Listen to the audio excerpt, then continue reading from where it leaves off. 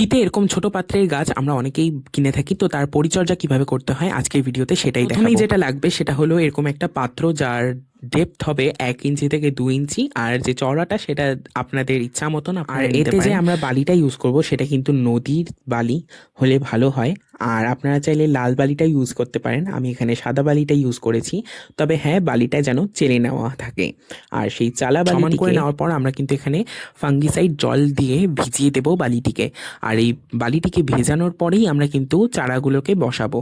তো ভালো করে আমরা কিন্তু বালিটিকে ভিজিয়ে নিয়েছি, আর এরপরে এই ছোট্ট পাত্রগুলোর নিচের অংশটাকে জাস্ট আমরা বালির মধ্যে একটু চেপে রেখে দেবো। আর এর থেকে বেশি আমরা করব না, নাহলে কিন্তু পচে যেতে পারে। বসাবার পর এরপরে আমরা কিন্তু ফাঙ্গিসাইড জলটা উপর দিয়ে স্প্রে করব, আর স্প্রে করার পর আমরা এটাকে 4-5 দিন এভাবেই ছায়াযুক্ত স্থানে রেখে দেব। আর তারপর এর নেক্সট পটিং করার জন্য চ্যানেলটিকে এখনই সাবস্ক্রাইব করে রাখতে হবে, আর আপনাদের বন্ধুদের সাথে অবশ্যই এই ভিডিওটা শেয়ার করবেন। তবে আজ চলি, দেখা হবে অন্য একটি নতুন ভিডিওতে। টাটা।